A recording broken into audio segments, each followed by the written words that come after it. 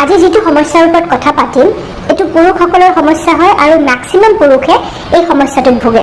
এটো এটা খুব কমন প্ৰবলেম হয় আৰু লাজৰ কাৰণে পুৰুষসকল চিকিৎসকৰ ওচৰলৈ নাযায় আৰু চিকিৎসাৰ অভাৱত তেখেতসকলে খুব কষ্ট পায় আৰু বহুত বেলেগ বেলেগ ধৰণৰ সমস্যাৰ সন্মুখীন হ'বলগীয়া হয়। বহুত কেইজন লোকে মোক ইনষ্টাগ্ৰাম এণ্ড ইউটিউবত ৰিকুৱেষ্ট কৰিছে এই টপিকটোৰ ওপৰত ভিডিঅ' বনাবলৈ আৰু এই প্ৰবলেমটো হ'ল ফিমোচিছ নাইবা ফাইমোচিছ। দুটাই শুদ্ধ হয়, ফিমোচিছ বুলিও কয় ইংলিছত নাইবা ফাইমোচিছ বুলিও ক'ব পাৰি।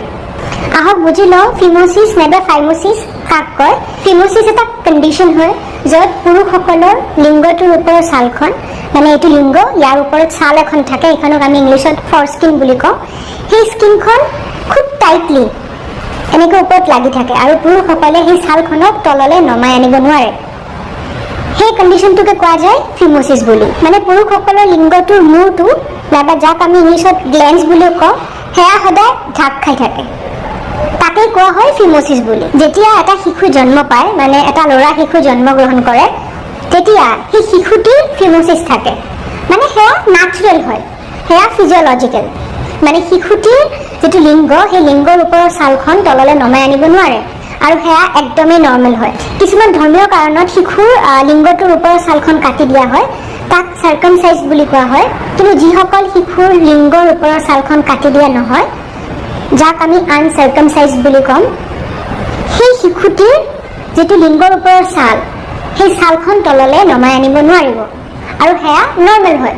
আৰু এই স্কিনখন কেলে ৰিট্ৰেক্ট নহয় মানে তললৈ কেলে নমাই আনিব নোৱাৰে, কাৰণ জন্মৰ পিছৰে পৰা কেইবছৰ মানলৈকে শিশুটিৰ লিংগৰ যি গ্লেণ্ড আৰু ফৰস্কিন সেই কানেক্টেড থাকে, জইন হৈ থাকে, সেইকাৰণে স্কিনখন তললৈ নমাই আনিব নোৱাৰে।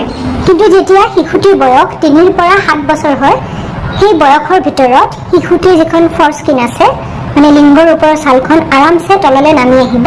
কিছুমান শিশুৰ অলপ পলম হ'ব পাৰে, মানে কিছুমান ল'ৰাৰ এনেকুৱা হয় 10 বছৰ বয়সতহে সেই স্কিনখন তললৈ নামি আহে। যদি এজন টিনেজাৰ যাৰ এজ 16 পৰা 18 ভিতৰত যদি সেই ল'ৰাজনে পিনিছৰ ওপৰৰ স্কিনখন তললৈ নমাই আনিব নোৱাৰে তেতিয়াহ'লে তাক ফিমোচিছ বুলি কোৱা হ'ব। এতিয়া ফিমোচিছৰ লক্ষণসমূহৰ বিষয়ে জানি লওঁ আহক। নৰ্মেলি ফিমোচিছ হ'লে তেনেকুৱা কোনো লক্ষণে দেখা নিদিয়ে, কিন্তু কেতিয়াবা কি হয় কিছুমান ক্ষেত্ৰত আপোনাৰ লিংগটো ৰঙা পৰিব পাৰে, স্বেল হ'ব পাৰে মানে ফুলিব পাৰে। আৰু সবতকৈ বেছি প্ৰব্লেম কেতিয়া পাব জানে আপোনালোকে? ইউৰিনেশ্যনৰ সময়ত, মানে যেতিয়া আপোনালোকে পেচাব কৰিব, কাৰণ যিহেতু স্কিনখন এনেকৈ টাইটলি লাগি আছে চ' যিটো আপোনালোকৰ নৰ্মেল ইউৰিন কৰাৰ যিটো এটা প্ৰচেছ তাত ব্যাঘাত জন্মিব। আৰু যদি ফিমোচিছ চিভিয়াৰ হয় তেতিয়াহ'লে কি প্ৰব্লেম হ'ব জানেনে? আপোনালোকৰ ব্লেডাৰটো কমপ্লিটলি খালী কৰিব নোৱাৰিব, মানে আপুনি পেচাব কৰিব কিন্তু কমপ্লিটলি পেচাব কৰিব নোৱাৰিব। সেইকাৰণে আপোনালোকৰ যিটো ব্লেডাৰ আছে য'ত আমাৰ ইউৰিন জমা হয় সেইটো খালী নহ'ব। আৰু এই ফিমোচিছৰ কাৰণে আৰু এটা বেলেগ সমস্যাই দেখা দিব, সেয়া কি জানেনে? তাক কয় বেলেনাইটিছ। কেলে হয় বেলেনাইটিছ? ফিমোচিছ হোৱাৰ কাৰণে আপোনালোকে যিহেতু স্কিনখন তললৈ নমাই আনিব নোৱাৰে, মানে স্কিনখন ৰিট্ৰেক্ট কৰিব নোৱাৰে, সেইকাৰণে আপোনালোকৰ পিনিছৰ যিটো হাইজিন সেয়া ভালকৈ মেইনটেইন কৰিব নোৱাৰিব। আৰু পিনিছৰ হাইজিন মেইনটেইন কৰিব নোৱাৰা মানে স্কিনখন তলত নমাই আনিব নোৱাৰে, টাইটলি লাগি আছে। চ' যিটো পিনিছ হেড নাইবা গ্লেন্স আছে মানে ওপৰৰ অংশ তাত খজুৱতি হ'ব, ৰঙা পৰিব, ফুলিব আৰু ইয়াৰ লগতে আপোনালোকৰ পিনিছৰ পৰা দুৰ্গন্ধ ওলাব, কাৰণ যিহেতু ছালখন তললৈ নামি নাহে আপোনালোকে ভালকৈ পিনিছক চাফা কৰিব নোৱাৰে। আৰু পৰিষ্কাৰ পৰিচ্ছন্নতা নোহোৱাৰ বাবে আপোনালোকৰ বডিৰ ডেড চেলছ এণ্ড অইল যাক আমি দুটা লগ হৈ যাক স্মেগমা বুলি কোৱা হয়, সেই স্মেগমা আপোনালোকৰ পিনিছত জমা হ'ব।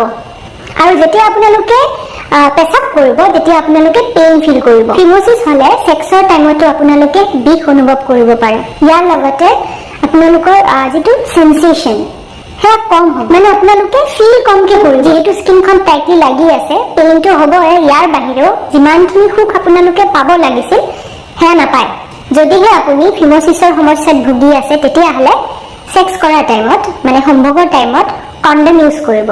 আৰু লগতে যদি এটা লুব্ৰিকেণ্ট ইউজ কৰে তেতিয়াহ'লে সেয়া বহুত কমফৰ্টেবল হ'ব আপোনালোকৰ কাৰণে। যদি আপুনি ফিমোচিছৰ সমস্যাত ভুগি আছে আৰু সেয়া খুব সামান্য হয় তেতিয়াহ'লে আপোনালোকে ভয় কৰিব নালাগে।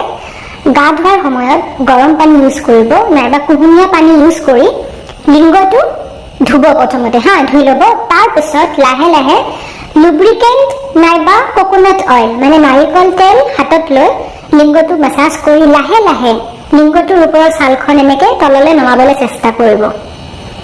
ফ'ৰ্চফুলি নকৰিব, লাহে লাহে, কাৰণ যদি বহুত বেছি প্ৰেছাৰ দিয়ে তেতিয়াহ'লে নাৰ্ভ ডেমেজ হোৱাৰ চান্স থাকে আৰু সেয়া লিংগৰ স্বাস্থ্যৰ কাৰণে ভাল নহয়। তেনেকৈ আপোনালোকে ঘৰতে কেইদিনমান চেষ্টা কৰি চাওকচোন, নাইবা আপোনালোকে লিংগৰ ছালক এনেকৈ ধৰি ওপৰলৈ অকণমান উঠাই লাহে লাহে তললৈ এনেকৈ নমাবলৈ চেষ্টা কৰিব। তেনেকৈ প্ৰেক্টিচ কৰিলে কেইদিনমান পিছত যদি নামি আহে তেতিয়াহ'লে সেয়াটো খুব ভাল কথা। কিন্তু যদি আপোনাৰ চিভিয়াৰ ফিম'চিছ হৈছে মানে আপোনালোকে স্কিনখনক টাচ কৰাৰ লগে লগে বিষ অনুভৱ কৰে তেতিয়াহ'লে আপুনি এজন ইউৰলজিষ্টক দেখুৱাওক, দেৰি নকৰিব। তেখেতে আপোনাক চাৰ্জাৰীৰ কাৰণে ক'ব পাৰে, মানে চাৰ্কামচিজন হ'ব পাৰে। আৰু চাৰ্কামচিজন মানে হ'ল আপোনালোকৰ লিংগটোৰ ওপৰৰ ছালখন কমপ্লিটলি মানে সম্পূৰ্ণৰূপে নাইবা তাৰ আংশিকভাৱে কাটি দিব ডক্টৰে। ভয় কৰিবলগীয়া একো নাই, এজন ভাল ডক্টৰক দেখুৱাওক। আৰু আপোনালোকে জানে দেহৰ যিকোনো অংশত যেতিয়া কাট লাগে মানে চাৰ্জাৰী মানে ৰিস্ক হয়। চ' আপোনালোকে প্ৰথমতে গা ধোৱাৰ সময়ত পিনেছটোক মানে লিংগটোক গৰম পানীৰে ধুই অইল ইউজ কৰি লাহে লাহে মাছাজ দি ছালখন তললৈ নমাবলৈ চেষ্টা কৰিব। আৰু যদি আপোনালোকে সুফল নাপায় তেতিয়াহ'লে এগৰাকী ইউৰলজিষ্টক দেখুৱাবই লাগিব। লাজ কৰিবলগীয়া একো কথা নাই। যেনেকৈ আপুনি চকুৰ প্ৰব্লেম হ'লে ডক্টৰৰ ওচৰলৈ যায়, পেটৰ প্ৰব্লেম হ'লে ডক্টৰৰ ওচৰলৈ যায়, ঠিক তেনেদৰে যৌনাংগৰ প্ৰব্লেম হ'লেও যাব লাগিব। কেলৈ আপোনালোকে যৌনাংগক মাহীৰ চকুৰে চায়? একদম সোনকালে ডক্টৰক দেখুৱাব আপোনালোকে, ঠিক আছে? প্ৰমিছ? লাজ কৰিবলগীয়া একোৱে নাই, কাৰণ আপোনাৰ যৌনাংগৰ ওপৰত ডক্টৰৰ একদমেই ইণ্টাৰেষ্ট নাই। ডক্টৰৰ সেয়া ডেইলি কাম হয়। যদি ভিডিঅ'টো ভাল লাগিছে তেতিয়াহ'লে প্লিজ শ্বেয়াৰ কৰিব নাপাহৰিব। আপোনালোকৰ ফ্ৰেণ্ডছ, আপোনালোকৰ ফেমিলি মেম্বাৰ্ছ, এনেকুৱা বহুত পুৰুষ আছে যিয়ে এই প্ৰব্লেমটো ফেচ কৰি আছে। তেখেতসকলে তেখেতসকলৰ প্ৰব্লেম শ্বেয়াৰ কৰিব লাজ কৰে আৰু সেইকাৰণে ডক্টৰৰ ওচৰলৈ নাযায়।